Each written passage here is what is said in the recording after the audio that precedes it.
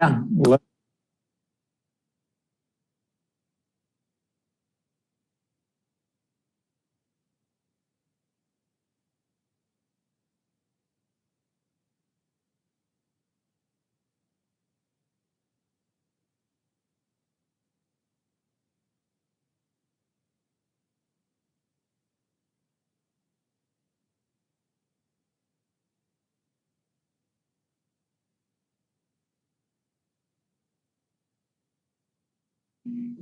All right.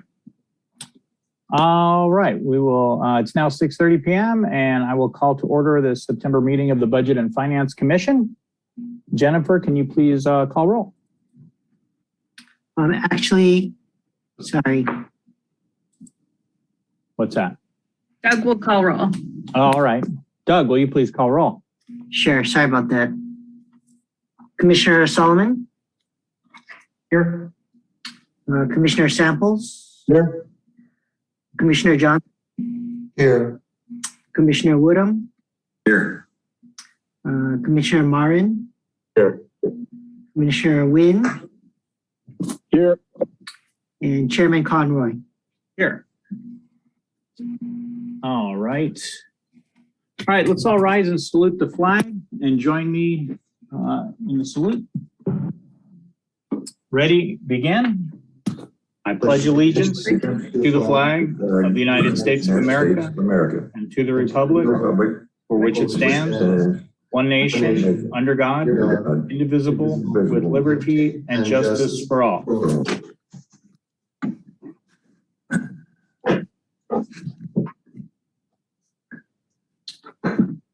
All right, that brings us to item D, order of agenda. Would anyone like to change the order of agenda?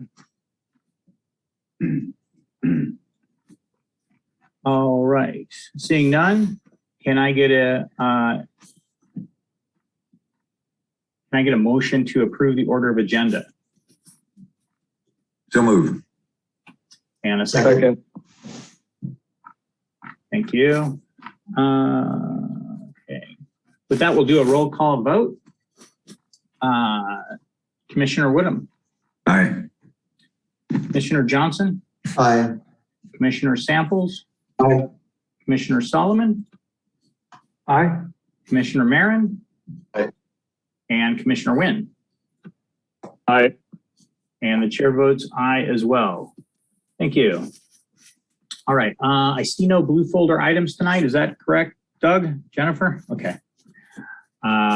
All right. Is there a motion to, oh, I'm sorry. Seeing none, we will move on to item F, the consent calendar. There are 2 items on the consent calendar this evening that will be approved in one motion. Would any member of the commission like to pull either item for discussion? I'd like to ask a question about the minutes, please. Yes, Commissioner Solomon. We spoke for just about an hour, just under an hour, about the workers' compensation and had the actuary with us. And the minutes seem to be more of a synopsis than the actual minutes of the meeting. And I'm just curious if that's standard procedures now. Used to be a little bit more detailed. Maybe I haven't been reviewing it in enough detail. It seems more to be a synopsis than the actual minutes of the discussion.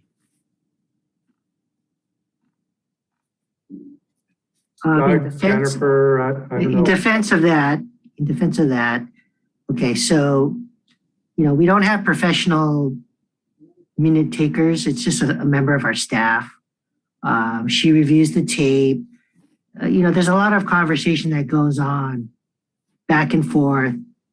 It's you know, it's very difficult to determine what should be included in the minutes and what should not.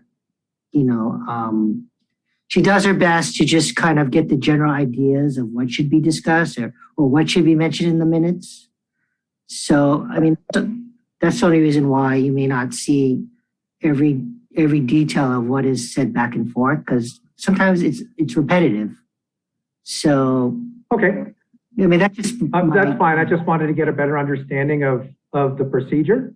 Sure. And going forward, review it in that way. Okay.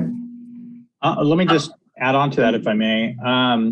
First of all, Doug I'm sorry, I forgot her name right now, but is the person taking the minutes, is that the same person that's been taking the minutes for? Yes, Cami is the Cami, person that takes the thank you. minutes. Cami. So again, she's volunteered to do it for this commission. But then again, they don't go to classes and she's not a professional minute taker. She's part of our staff. And so she's just going based on her experience and just doing her best. Is she a part of the finance department staff? Yes, she is. Okay. And who is it that takes minutes for the city council meetings? That's Diane Cleary. Is she a professional minutes taker? I don't know what her credentials are, but she doesn't work for the city and she takes, she does the minutes for the city. Okay, I understand.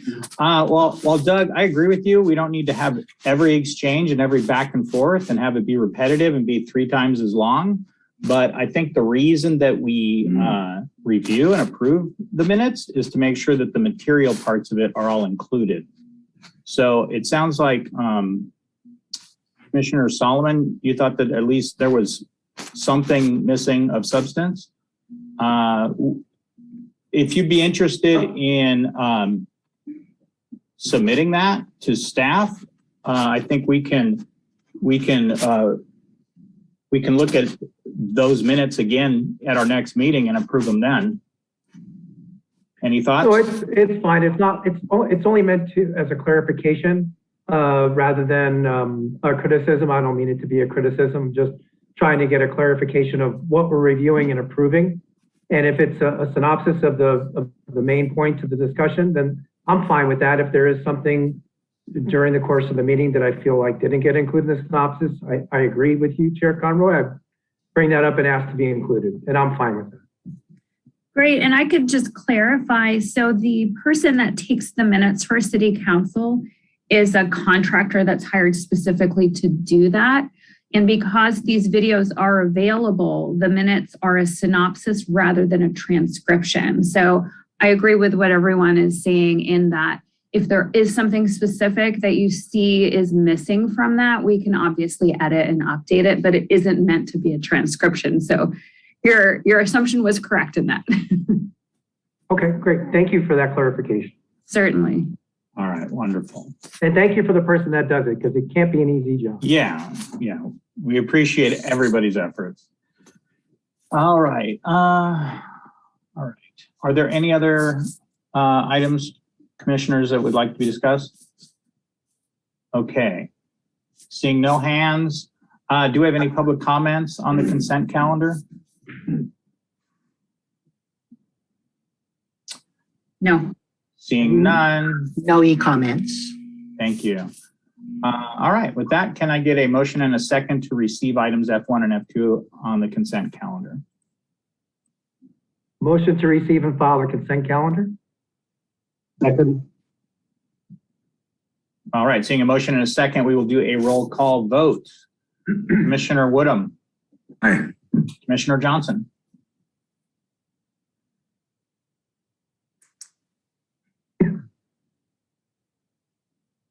Aye. Thank you. Commissioner Samples. Aye. Commissioner Solomon. Aye. Commissioner Marin. Aye. And Commissioner Nguyen. Aye. Chair votes aye as well. Thank you. The consent calendar items are now received and filed. All right, let's see. We have no excluded consent calendar items, so we will move on to item H, public participation in non-agenda items. This section is intended to provide members of the public with the opportunity to comment on any subject that does not appear on this agenda for action. This section is limited to 30 minutes. Each speaker is afforded 3 minutes to address the commission. Each speaker will be permitted to speak only once. Written requests, including those by email, if any, will be considered first under this section. Do we have any public participation of non-agenda items tonight?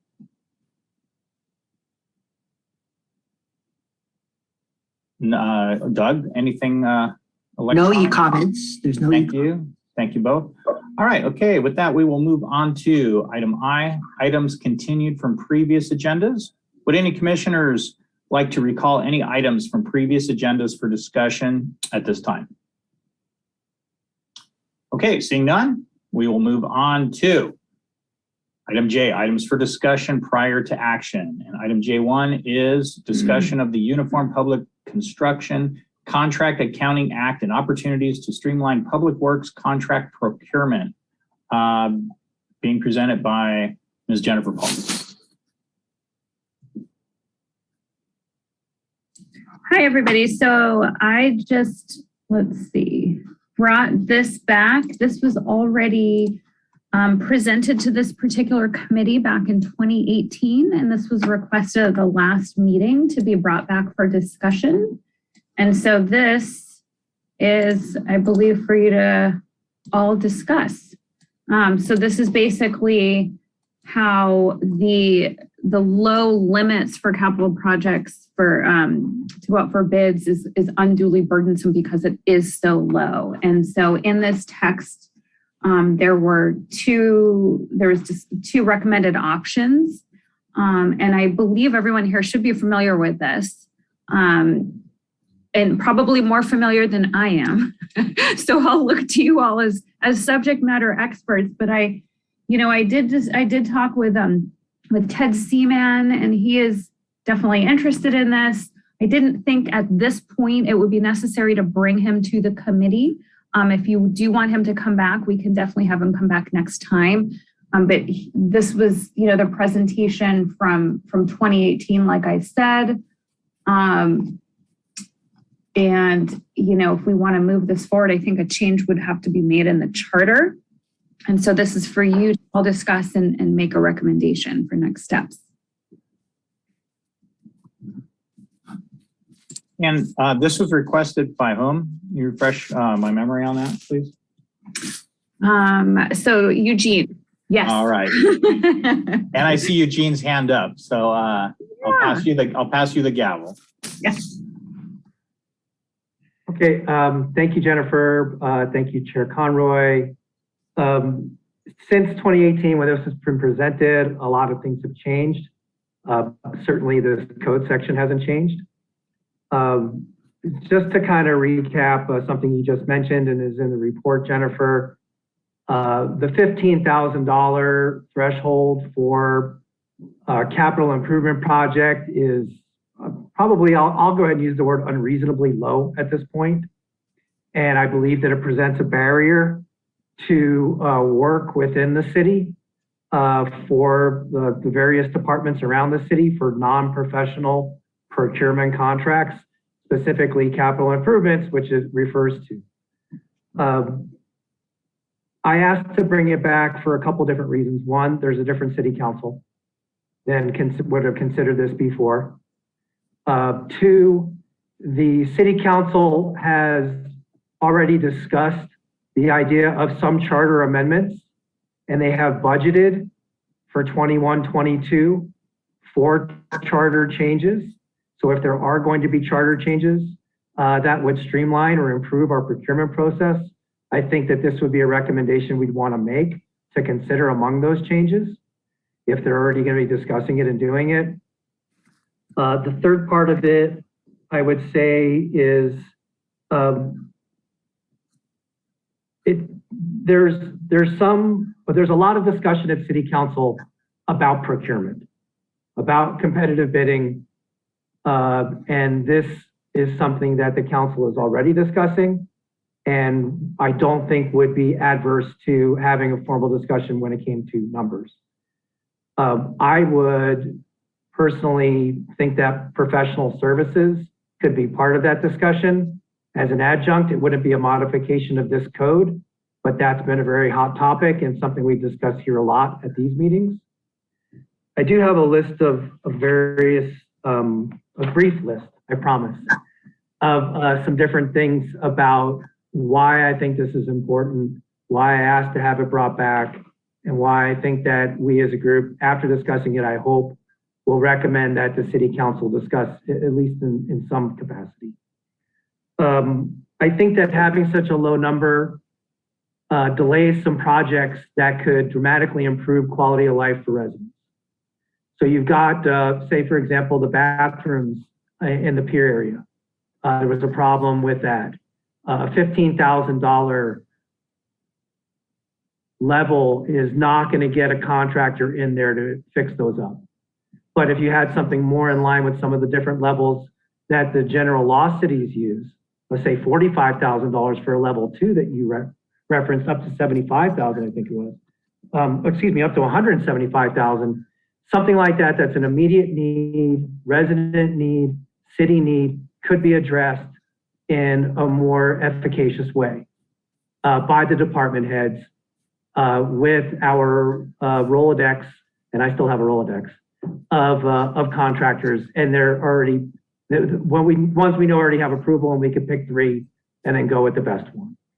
So I think it would improve quality of life issues and workflow for the various departments, specifically Public Works, for these urgent matters. I think that there's a little bit of an abusive process going on right now with some of the contracting, where you have bids that are kept under $35,000, for example, or under $15,000 with bid splitting, and that could also get cleaned up with a review of the ordinance, perhaps. Being more specific about what services are subject to bid, whether they be professional, capital improvement, or otherwise, and give them an opportunity to discuss the workflow and give the department heads opportunity to discuss how this is impacting them and what their recommendations might be for improving the process. So I think after a long period of time where we've been looking at this, and it's been set at 15,000 for so long, I think that we take this opportunity to change it and index the number so that we don't have to go back and do it again. Not so frequently, but maybe CPI is very low, maybe every 5 years or something along those lines. So that would be something else that would be able to clean up so that we wouldn't have to do this again. That's not an urgent matter as some of the others are, but it's certainly something that could use some cleanup.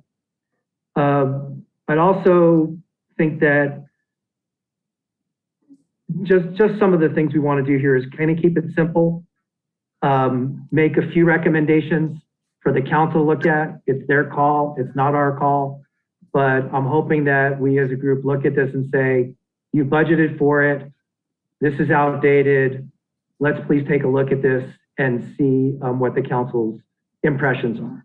So that would be the reason that I asked for it to come back, to help staff, to help the city, to update things, and to take this opportunity as an advisory board to try and improve our processes economically and for workflow. And I'll stand back. Thank you. Commissioner Samples? Yes. First of all, I want to say I'm glad that we're seeing this. I'm glad that it's finally on the city council's on their radar and they're reviewing it. I think this is a very important point, and I can't agree with Commissioner Solomon more that this is sorely needed and it's long past due. Do have a couple of thoughts and a couple of questions, and Jennifer, I don't know if you can answer this or maybe it's something for more review, but first of all, don't we also have an issue in our city charter with how we go about budgeting these capital improvement projects that also plays right into exactly this same problem? So don't we have to deal with the budget side of this right along with the procurement side?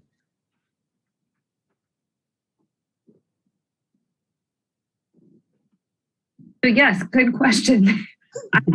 I will research that. So I just want to, yeah, I will research that. Okay.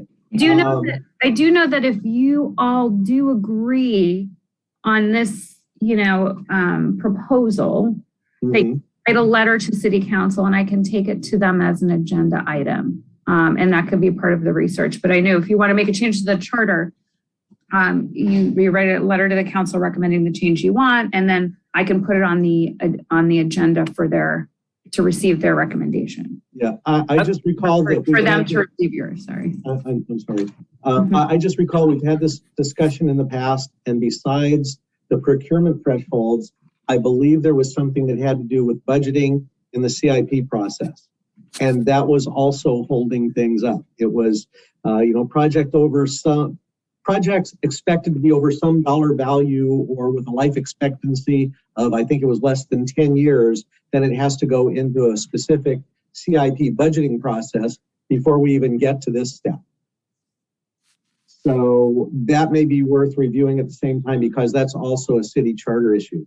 The other thing is, this appears to talk specifically about public works projects, and Commissioner Solomon touched on professional services contracts, and there are a number of other contracts and procurements that this city goes through that are other goods and services, not directly as public works construction items. And I don't see that addressed in this issue or this document at all. And I believe those are also addressed in the same PCC that you call out here. So if we're going to be doing a charter change and we're going to be dealing with this, I think it should be a very comprehensive procurement process that addresses things like in our current city code, we have a one-line item that says professional services by definition are specialized services. Therefore, they're categorically exempt from going to bid. That does not seem to be consistent with what I've seen in other municipalities throughout the state. So I think we should be addressing all of these at the same time if we're going to talk about things like ordinance change and city charter changes. And all of that being said, what you have here as it currently is, I'm in favor of option one. I think, and I think that addresses what Commissioner Solomon was talking about, a 5-year indexing. It's something that would be consistent across the state, and it would make it relatively easy for us to do rather than having our own citywide debate on a 5-year basis.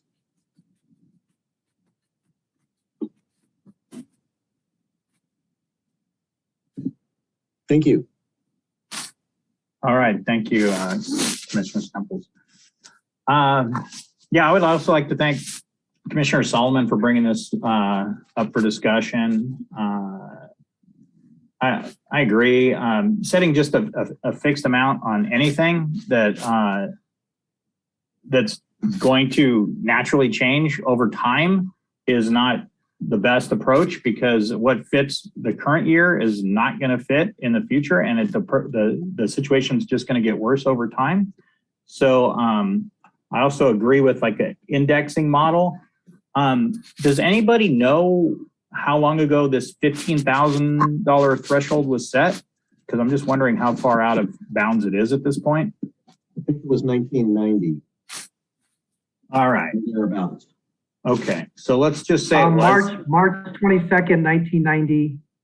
It does say that it was revisited in 99 and 2013, but that might have been specific to item E, the only part of it, perhaps. Okay. So 2013, there was a charter change on the ballot, but it wasn't related to this. okay. So just using a simple inflation calculator, $15,000 in 1990 is just over $31,000 in today's dollars. So I guess my question for staff and my fellow commissioners is, do we want to do just option one, or are we proposing to first bring it up to an amount, like, for example, 30,000, and then tie it to a 5-year indexing? I think you look at, there are very few, there are mainly general law cities in the state of California, which is what within the staff report talks about the California Uniform Public Construction Contract.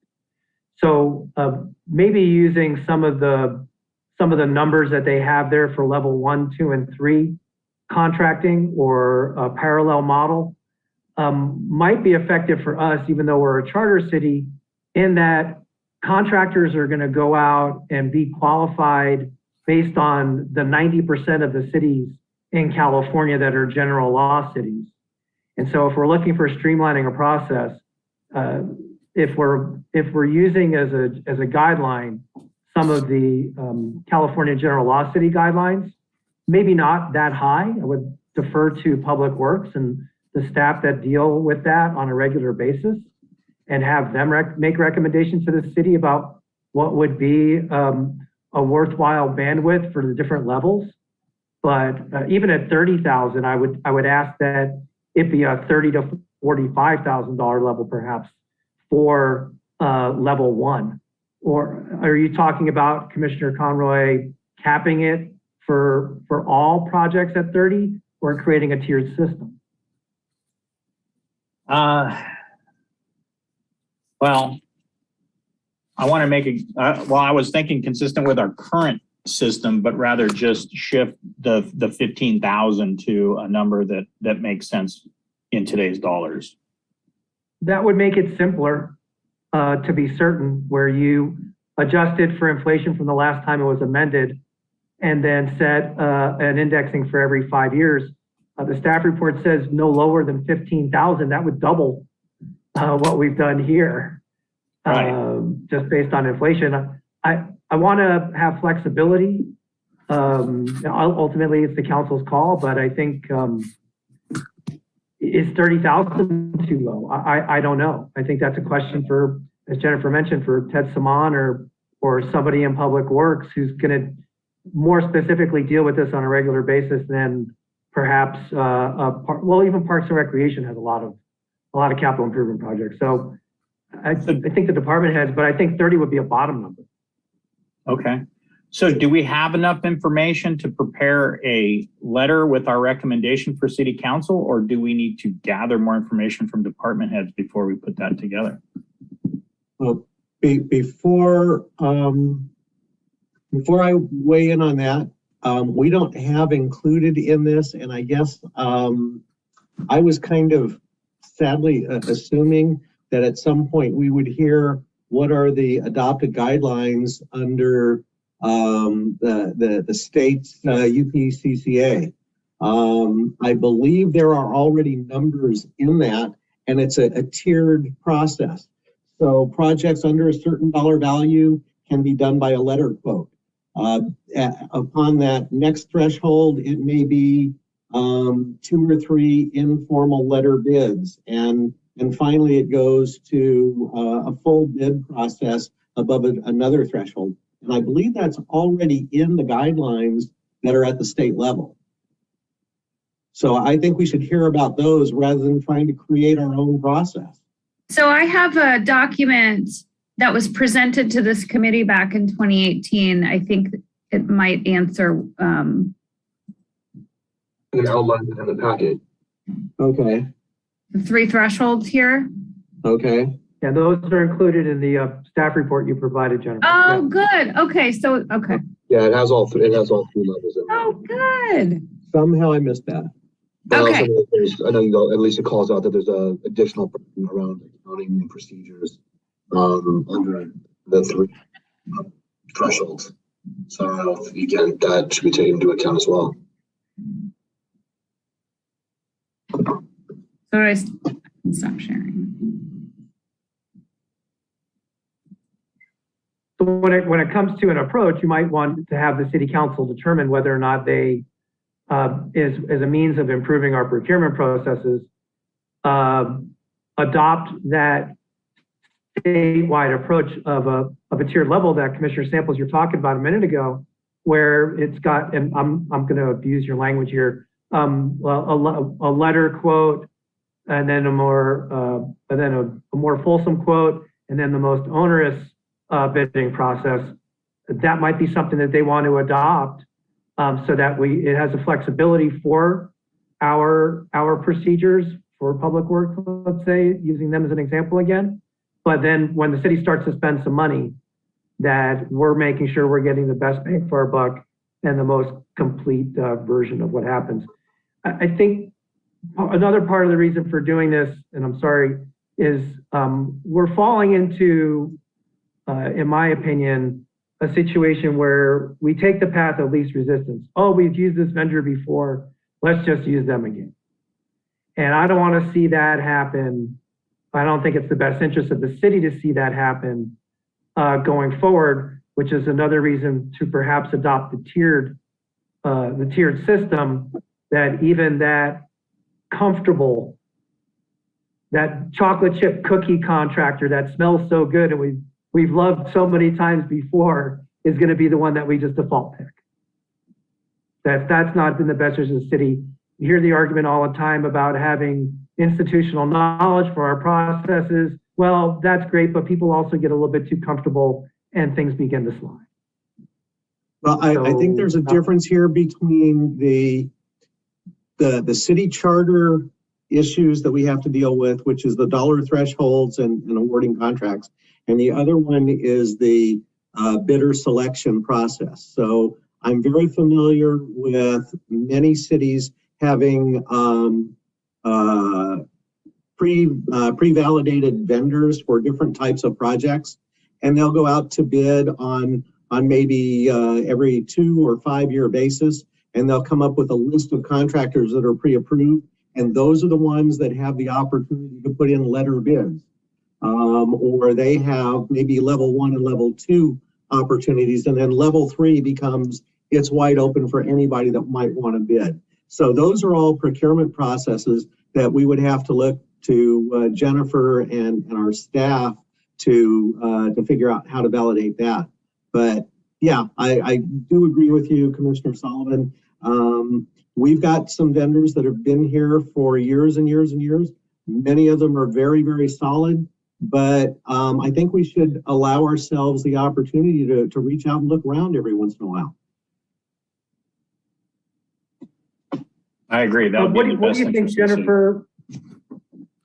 Jennifer or Commissioner Conroy, what do you think would be better as an approach here? Do you think it would be better to send something up to the city council as, I don't know if you get it as an agenda item, but for them to discuss or maybe refer to the city manager or assistant city manager or whoever's going to take over here in the next few months to say, would it be better for you if we had just one level and just specifically target this number? Or if we're going to do this, let's go ahead and reformat this to better parallel California general cities. I mean, I think, so once you make a recommendation to city council, they will definitely involve Ted and Andy and Brad. And I know Mike Wodzansky, the assistant city manager, is very involved in capital improvement projects. And personally, what I like to do is rather than put numbers that might change in a document, I tend to go with, hey, if we mirror a particular policy or a particular guideline and follow that just in case, you know, even though it hasn't changed since 1990, apparently, if it does change again, mirror that. And then just theoretically, if you're all coming together and stating, hey, we do need to raise the limit, we do need to make it more reasonable, you all have these incredibly valid points, and put that letter together, bring it to the city council that you're saying would be more receptive now than the council several years ago. I think that would have such a positive impact. And then if need be, obviously, we can come back and kind of do more specific pieces. And at that point, I would think we would want to bring in Ted and Andy because they can answer questions that I just don't feel confident answering right now. How does that sound? Gotcha. That makes a lot of sense to me, to get it in front of them and then get it working, moving forward, advance it as a project and take the first step. And that would be the first step. Yeah. Yeah, I just want to make sure that we get some traction on this. Jennifer, you mentioned that if we submitted a letter of recommendation to the city council that it could be agendized. Is that correct? Yes. That's good news. Because we have submitted letters in the past, and I was instructed that if I wanted city council to hear our recommendation in the council meeting, that I would have to call up and read it to them. So I much prefer that it be agendized. Because I can put it on the agenda. No, what was that? Yeah, it I'll was put it on the agenda for before you. your time. I appreciate that. All right. But I mean, our primary role is to, help support and provide recommendations to council. So I do appreciate that. Oh, my pleasure. With that, we've also, when assembling a letter of recommendation to city council, we've taken a couple different approaches where we've had the director of finance prepare a draft that I then reviewed and worked out something that was ultimately forwarded to city council, and also where members of this commission or subcommittee prepared and sent the letter directly. So, and Commissioner Johnson, I'll be with you in just a moment. But on this subject, Commissioner Solomon and Commissioner Samples, you seem well versed in this subject. I'd like to hear if you have a recommendation as far as how we should approach this, whether we start with Jennifer and then perhaps the three of us look at the letter and then submit it, or if we just start within a subcommittee and then submit it to Jennifer and the council. I think as an idea, we might have a column A and a column B and say to the council, these are the things that we think would be important. We'd like to do this as a very baseline, but as taking the opportunity, you might like to do this and then submit it to them and get guidance from them, and then dig into it more in detail, as Jennifer mentioned, with Ted and Andy and some of the other folks at the city. So start on our side? Yes. Yes. Okay. Very good. I would be fine with that. Commissioner Johnson, I saw your hand up. No, I'm good. Thank you. All right. Thank you. And can I just confirm? I think that is such a brilliant idea. I would love if you could draft a letter or write up the letter. I can send it to city council and have it, or put it on the agenda for city council. That's, I think that would solve. I'm not prepared. My understanding is that you all would draft the letter, and then we'll all send it to council and it will be on there. I'm fine with that. And again, I appreciate that it will be agendized. Okay. With that, I know we're in the middle of a discussion item, and I don't have my Robert's Rules of Order in front of me. Am I able to propose a subcommittee to create this letter within this item? Sure. Okay. Before doing so, are there any other commissioners that want to speak to this or that want to participate in the subcommittee? Okay. Seeing none, can I get a motion to create a subcommittee to draft this letter of recommendation to City Council and to the Director of Finance with the members? Specific to that point, though, Commissioner Conroy, if you're going to draft, for lack of a way of putting it, a couple of commissioners, as long as there are fewer than 4 people, you don't need to create a subcommittee. You can simply have, let's say, yourself and 2 other commissioners work on that letter without having to create a subcommittee. You fall into a problem if then you discuss that with other members of the commission, yourself, or we discussed it with other members of the commission, whoever was on the subcommittee, not subcommittee, but whoever you were discussing it with, took that discussion outside 2 other commissioners by email, text message, whatever it would be. So, certainly, I'm aware. Respectfully, I don't think you need a subcommittee. I was not aware of that. I mean, we've created subcommittees in the past for special projects, but if you say so, I'll defer to your wisdom on that. So, yes. I would say the reason we created, for example, the subcommittee on the pension obligations, yes, was to, in part anyway, to be able to come back and research materials to bring back to the commission on an ongoing basis for up to a year. in this case, it would be something for this one specific purpose, unless you were talking about creating a subcommittee to address specifically how you're going to reformat this part of the municipal code. That, if that's your intent, then I would be in error, and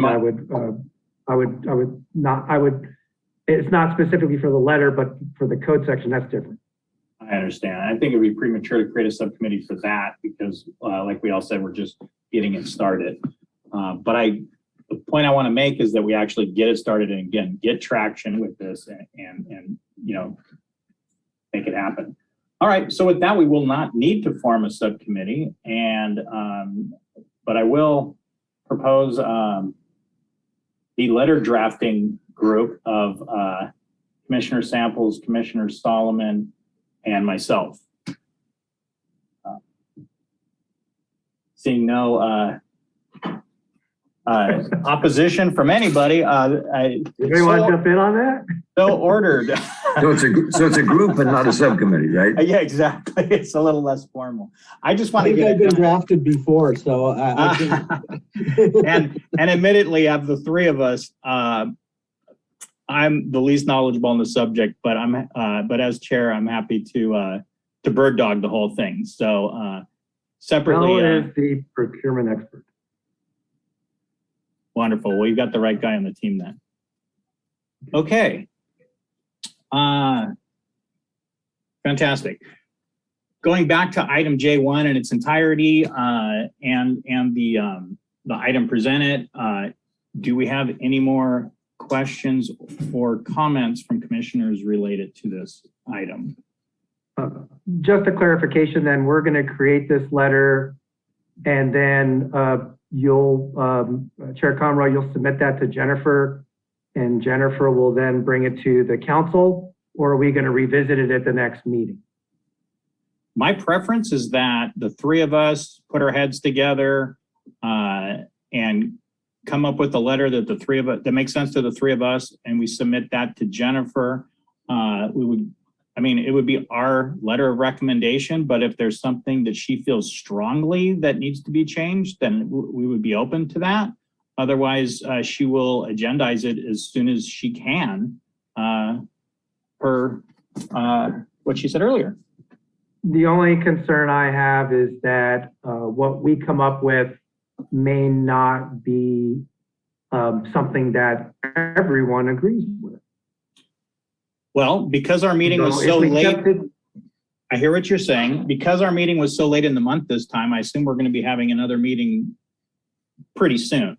So I'm open to that. If it's a letter that you want to have, that you want to present to the commission and get their feedback, then we can do that. In my opinion, the whole reason to form the group and do the letter and send it to her is just to speed things up. But again, our next meeting is coming up shortly.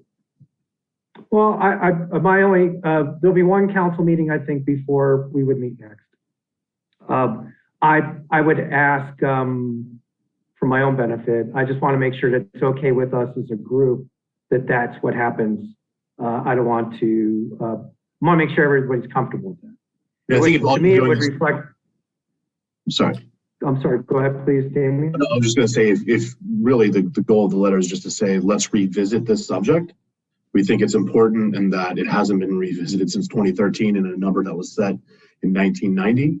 I think that's, valid, and I don't necessarily think we need to have it presented to us again. Now, if you're giving, we think it should be option one, or we think it should have these type of caveats or restrictions, I think, yeah, then that's something we probably should talk about. But as really as revisiting the subject, I don't think it necessarily needs to come back through us. That's my opinion. Commissioner Johnson had his hand up.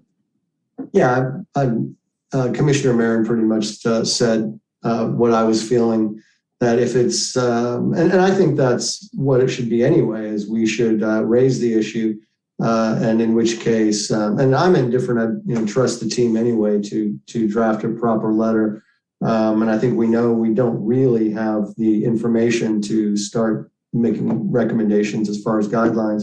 And as far as timing, if it hasn't been changed since 2010, we probably can wait another 12 days. But I appreciate what we call velocity and the persistence. So I agree with what Commissioner Marin said, but I'm good either way.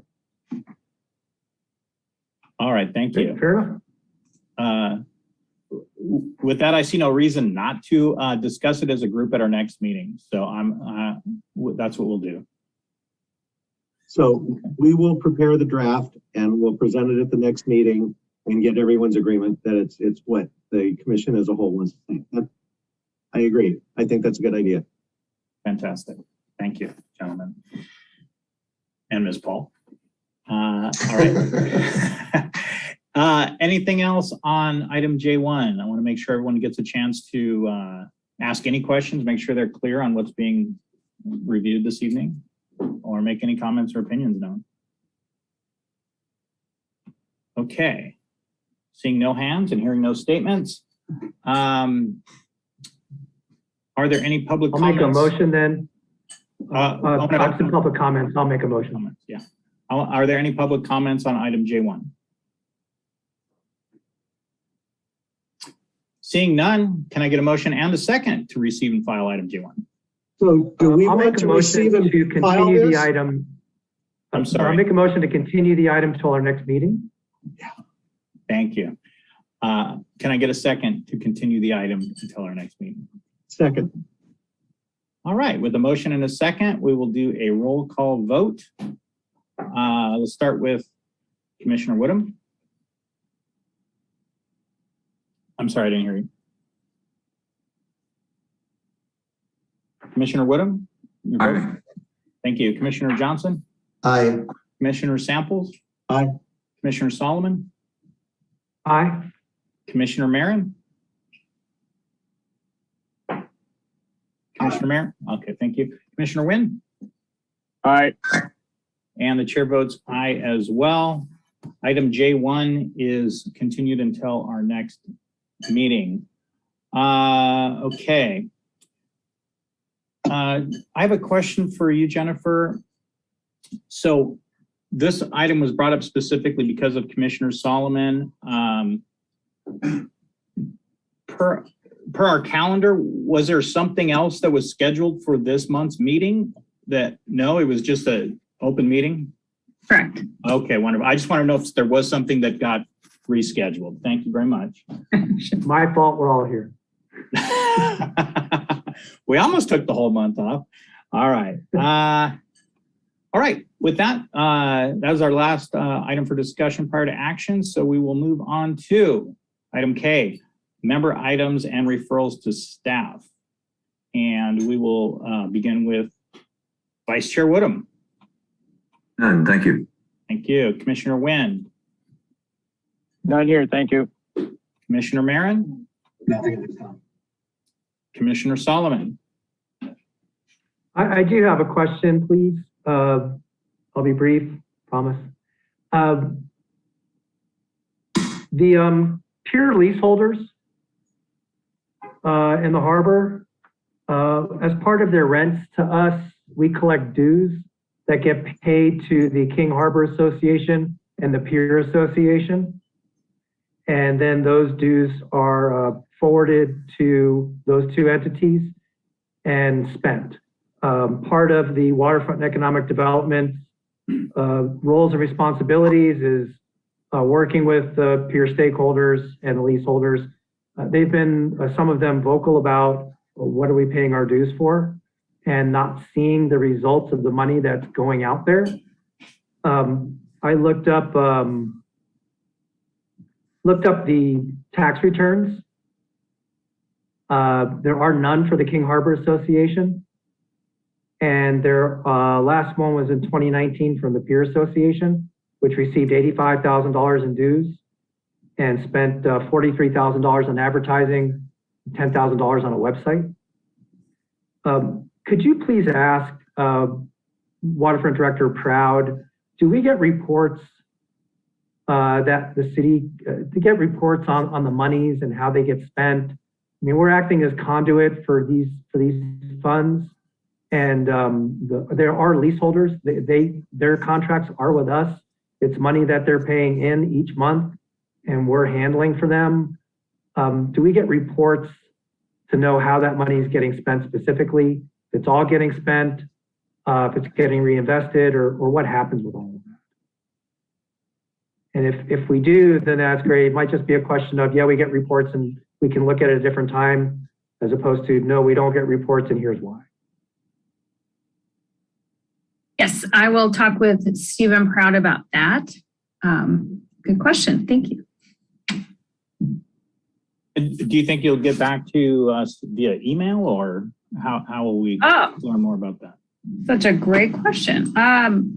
So I could, would you like me to just email you all the information?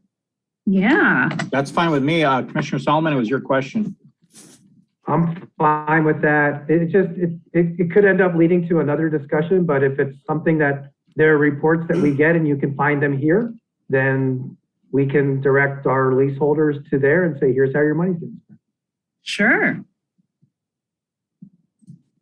Anything Apple else? Go ahead. No, that's it. I'll leave it at that. Thank you. Thank you. Commissioner Johnson. Nothing this evening. Thank you, Chair. All right, and nothing from the chair. All right, with no other items and no hands up, I will enter a motion to adjourn. Before you guys adjourn, Yes, Doug. I just wanted to point out that tonight is Commissioner Wynn's last meeting.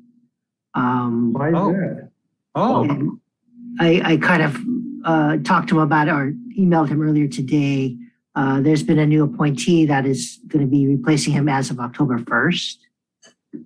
So I just wanted to mention that. Sorry, man, I'm not trying to put you in a spot, but I didn't know if everybody was aware of that. I was not. Well then, I just found out about 4 p.m. today that I was being replaced. So it happened really, really quick. So, hey, good working with all of you. Been on Thanks, commission man. since Thanks for all your help. 2014. man, when Yep. did you first start with the commission? 2014. All right. Wow, you put in Yeah. a lot of work. Well, Yeah, it's 7 years, and I will tell you, it is a completely different commission from 2014, and I mean it in terms of that it's better. So keep up the good fight. Okay, keep it going. thank you. I haven't been here as long as most, but I've admired you and the work done by the fellow commissioners for quite a long time. So I thank you for that. We appreciate all their work. And we all know that Min has always had the best Zoom backgrounds of anyone.